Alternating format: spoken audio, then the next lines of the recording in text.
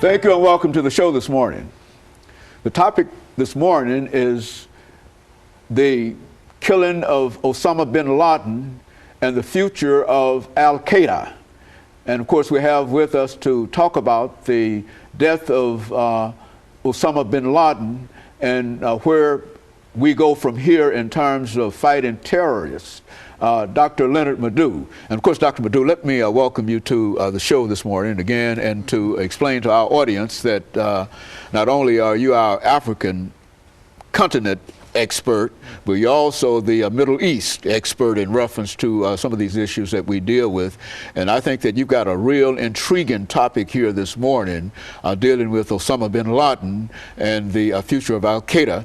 And I think I also might remind our audience, Dr. LMadu, that you were here with us not long ago, and we talked about many activities dealing with the Middle East, but I doubt very seriously if either of us realized that we were that far from the end of Osama bin Laden. But while we are at his end, let's go back to his beginning. Who was this individual Osama bin Laden? A lot of things are coming out in terms of the press now in reference to him, but who was he? Well, you know, Mr. Bin Laden, you know, as most people, you know, is from Saudi Arabia. You know, he was born around 1957. In fact, his father owned the largest and the biggest construction company in Saudi Arabia. And he was close to the king.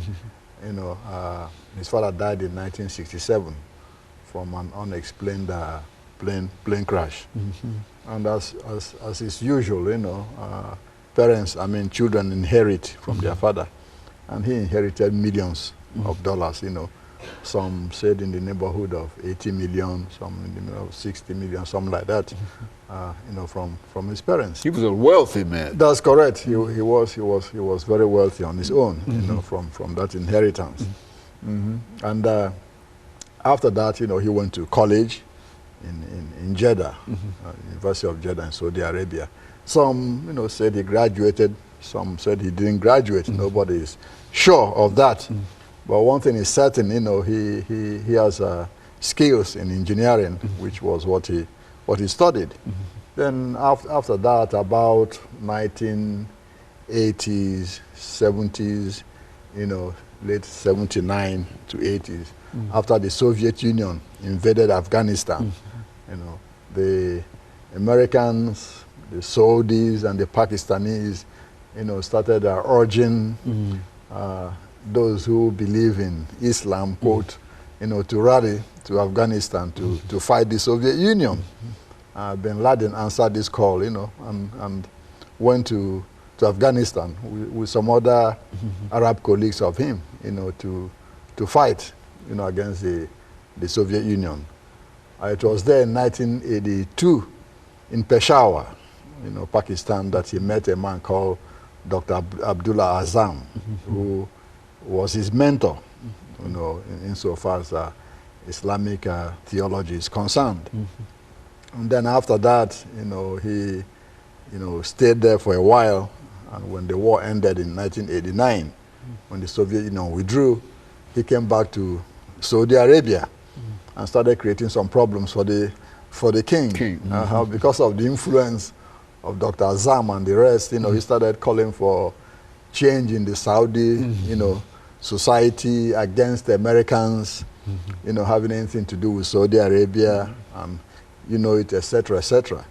Then during the Gulf War, before the Gulf War and during the Gulf War, he got very upset that the United States had bases in Saudi Arabia, and he started, you know, abusing the king and the rest, calling them infidels, and you know, for bringing in American troops in Saudi Arabia.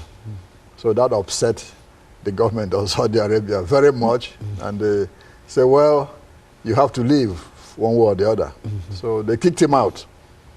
So he went to the Sudan, you know, to establish himself. So he was in the Sudan from 1991 to 1996, when under American pressure, you know, they told him to leave. So he left and then moved to Afghanistan in 1996, you know, where he was protected by the Taliban government of Mullah Omar. You know. Okay, and so Dr. LMadu, let's stop our first commercial break, but essentially I think that you're giving some very, very revealing information in reference to who this individual was, and that very, very fact that he was a man of quite a bit of influence in a real sense to begin with, but it was not the influence that the king wanted him to have. And of course we'll be back with our audience following this very, very short commercial break.